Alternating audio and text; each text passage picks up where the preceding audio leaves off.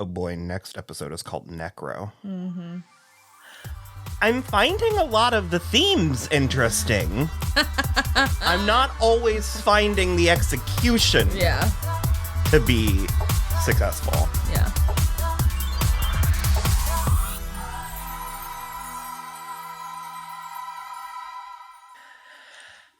Hello, everybody. I'm Will. And I'm Kristen. And this is So I'm Watching American Horror Stories, Season 2, Episode 6. Facelift. This episode was a mess. Yes. I was on its side for like the first 35 minutes. Well, I'll say I was on the side of whichever writer decided to take 100% of their inspiration from Death Becomes Her. Well, no, it was more like 75% because the other 25% was Twilight Zone. Sure. I saw a tweet and they were like, "Oh my god, this is such a clever homage." I was like, "No, that's called burglary." It's not clever. Nor is it like that woman was just. She just looked like Isabella Rossellini. The haircut and everything. But none of the none of presence, the gaudy campiness, which is what I would be coming to American Horror Story for. It's like a weird reverse where I feel like Death Becomes Her is the American Horror Stories episode, and this is like the drama it's based on or something. American Horrors or Death Becomes Her is just like an amazing movie. I was actually really into it at first. First of all, Judith Light. Amazing. You can never go wrong with Judith Light. Except maybe I was unsure what we were doing.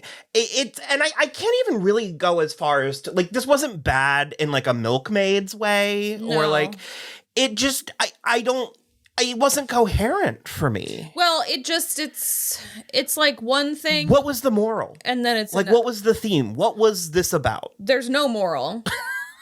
Because you can't even have the moral of, like, love your own inner beauty because none of them are doing that. And then nor does the daughter, the law school daughter. What did that have to do with anything? Nothing.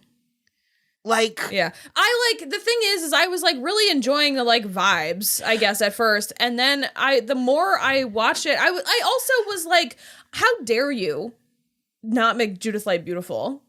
Okay, sure, absolutely. Like, she is just a beautiful but I was going to say also, she is gorgeous, so beautiful. And so that's when I say that I was kind of liking it at first, and certainly the first 35 to 40 minutes it was really hurting my feelings, and I was like, what an interesting cerebral episode. Sure. Like, I kind of thought we were going in like a Requiem for a Dream place where she was gonna ruin herself. Sure. And I was like, and I wish we got things like that ever so often from American, because we open up with the P, which is the gag, which is the like shock moment.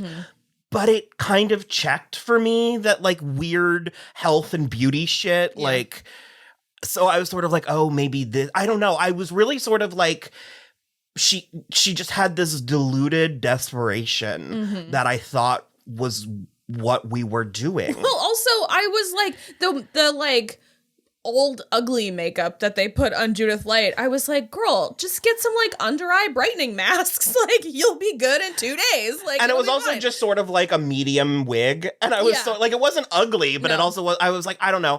I didn't understand why Karen, whatever her name was, the Cassie, the neighbor, or the one that was boning the neighbor. Don't know why she was mean to her, because that's I don't know why they screwed her over. I think it's because she was watching them fuck. I think Cassie was like, you should fuck her up. That's not bad enough, and that wasn't clear. No, I totally agree. Well, because the only reason that I and also he was part of it, and it's like he was a handsome older man, but he didn't look abnormally abnormally amazing, unnaturally young. So I didn't understand that. The only reason that I say that I think Cassie's the one who like did it is because she was like, I'll give you the name of the person, but don't ever come after Bernie again. And I'm just like, but she didn't. She was just like seeing you through the windows, which the fact that you didn't close your blinds first and you know it looks into her bathroom, which I know that you know it looks into her bathroom. I didn't understand that the initial moment where she was like, "You're my stepdaughter." I didn't get that. Yeah. I didn't get it when it came back around. Yeah. Because that's the other thing, too, is I was like, but they all seemed so prepared for her to be the sacrifice because at a certain point I was like, oh, maybe the fact that she's slipping into this ugliness is the reason why that's the way it went. Well, I thought she was gonna. I quite literally was like, oh, so she's gonna have to kill her stepdaughter in order to. That's what I thought. Yeah. In order to complete this, like that would have been better, I think. It's so much. It's like in which. Stay tuned, spring of 2023. In Once Upon a Time, in the first season, when Regina has to like sacrifice the heart of the person she loves the most. Yeah.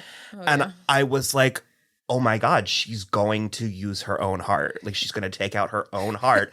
And that's why she's evil, is because she doesn't have a heart. Nope. And then it cuts to her father and she's like, Daddy. And I was like, oh. I was like, I mean, I guess she has a passing fondness for her father, but it was just so I was like, because even if she had to kill her daughter, I would think that was kind of like clunky. Sure. But I think there would have been a narrative logic. Well, otherwise the point of the daughter is nothing. Well, so she just joined in this evil because thing? Her mother left. Well, her mother was part of it. Yeah, and like left the necklace for her. So yeah, I guess her mother somehow beyond the grave corrupted Judith Light as a gift so that her daughter could like. Well, that's the thing. We're not even certain it was any sort of corruption of Virginia. I watched it last night, but I thought somebody was like, this is like a gesture from your dead mother to join, like. I think that was just like bullshit. Okay. I just like, it was also like the doctor was playing it as though she were sort of Eastern European, like Isabella Rossellini does in Death Becomes Her. But then they were all speaking Gaelic. And I was like, what? Well, and furthermore, I was like, so is it magic? Or I just didn't. I guess, yes. They were doing like Gaelic, like rites, like druidic rites, kind of. But they had like somehow preemptively decided that Virginia was going to be this sacrifice. So they made her kind of look like a pig. Yeah, I don't. In which again, that was the Twilight Zone. Just buy Have you seen pig. that? But I guess that's where the magic comes in. That it had to be like I don't know. Yeah, I don't know. Well, then just kill Judith Light. Let her be pretty for 5 minutes and then kill her anyway. And then what if she had escaped? Like, because they were like... Yeah, what if she had escaped? Although she would just... That's the thing for me, is I'm like... Then she would have gotten to be beautiful? Well, okay. No. Then she would have just been walking around with a pig face and hooves. Which I'm sort of, that's the thing for me where I'm like, I think it's like a harder choice, or like she would have fought harder or like tried harder if they had made her beautiful. And then they were like, if you can make it to the coast, you're home free. But then what? They still have to make a sacrifice of somebody. It would have just made a lot more sense if they had sacrificed the stepdaughter. There was no narrative. There was nothing, and it just sort of, it honestly is what it reminds me of. And this is so dumb, but... Like I can't believe I'm actually going to, but that Greg Araki movie, White Bird in a Blizzard. Sure, yeah. Where, spoilers for White Bird in a Blizzard.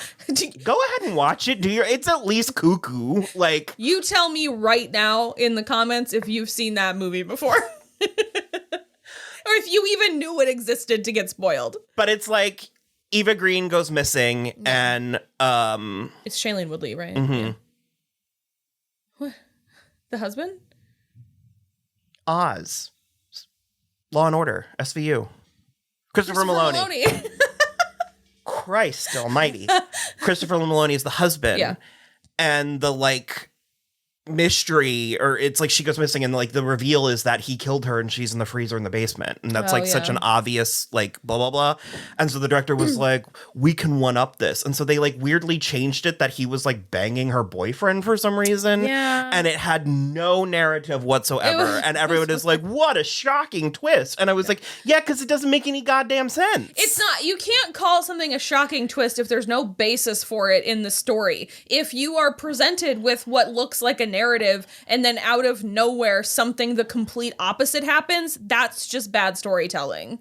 And so that's what this is I'm with you for like 35 minutes. I was like, oh, this is like Like, whatever, kind of. And like I said, it was actually like upset, like it was hurting my feelings. Yeah. And I was like, this is an interesting like tonal shift. Yeah. And I don't know. We were enjoying season 2 more. It's a mixed bag. We like some, we don't like other things. Yeah. And although I think we were in the minority of season 1 where we liked the premiere and the finale. Nobody likes those. Yeah. We had a great time. I loved the premiere and the finale of season 1. We had a great time with that. So I don't know. I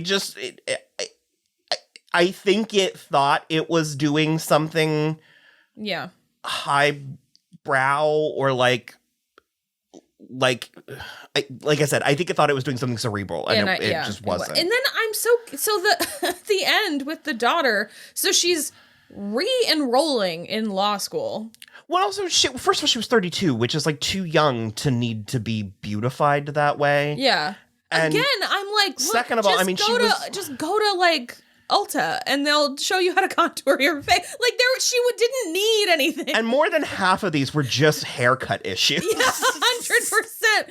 But it was like some less severe bangs could have changed. Yeah. But, and I mean, everybody she's lovely. This is not meant to be Britt nasty Lauer, at her. But I was like, so she's just wearing a little bit more flattering, like she didn't have a makeover. Yeah. And then I don't know what that guy was with he the butter. He was also in it. Yeah, but it just... But also, okay, so he was also in it. But it's like, it was supposed to be like sort of shocking that like, because he mentions her tattoo immediately. And then she's like, oh no, I'm good. I don't need help, until she sees his tattoo. And then she's like, oh, yeah, you can walk me to the law school registrar's office. And I'm like... But it also gave me like a weird where I was like, is it like a separate plane of existence that he's taking her to where only the pretty people are allowed? But that then brings me back to my other point, which is why was she was already in law school. Why was she re-enrolling in law school? As like, does she have a different identity now? Is she enrolling as a different, younger student? I don't really understand. Because she still is mentally 32. It's very strange. It was very odd, very strange.